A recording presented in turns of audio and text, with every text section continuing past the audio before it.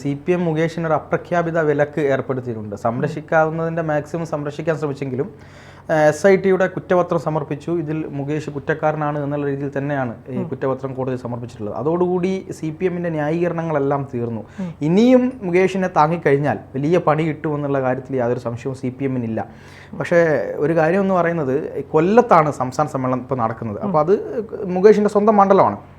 അവിടെയുള്ള സംസ്ഥാന സമ്മേളനത്തിൽ മുകേഷ് പങ്കെടുക്കാത്തത് എന്തുകൊണ്ടാണ് എന്ന് മുകേഷിനോട് ചോദിച്ചപ്പോൾ അദ്ദേഹം പറഞ്ഞ മറുപടി എന്ന് പറയുന്നത്, സംസ്ഥാന സമ്മേളനത്തിൻ്റെ ദിവസം ഞാൻ കൊല്ലത്തുണ്ടാവില്ല എന്ന് പാർട്ടിയെ നേരത്തെ അറിയിച്ചിരുന്നു, അതുകൊണ്ട് പാർട്ടി എന്നെ ക്ഷണിച്ചില്ല എന്നാണ് മുകേഷ് പറഞ്ഞത്.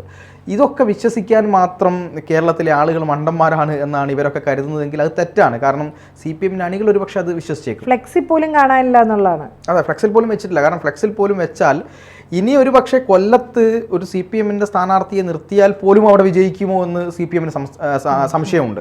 ആ ഒരു സാഹചര്യത്തിൽ വീണ്ടും മുകേഷിനെ വിളിച്ച് സംസ്ഥാന സമ്മേളനത്തിൻ്റെ ഭാഗമായിട്ടുള്ള പരിപാടിയിൽ പങ്കെടുപ്പിക്കുമെങ്കിൽ വലിയ പണി കിട്ടുമെന്നുള്ളത് CPMന് 100% അറിയാം. അതുകൊണ്ട് തന്നെയാണ് MV ഗോവിന്ദൻ മാഷ് പറഞ്ഞത്, നാരായണനെയും മറ്റാളുകളെയും നോക്കിയിരിക്കാനുള്ള സമയം ഞങ്ങൾക്കില്ല എന്നുള്ളത്. പക്ഷേ ഇവർ മറുപടി പറയേണ്ട വേറൊരു കാര്യമുണ്ട്.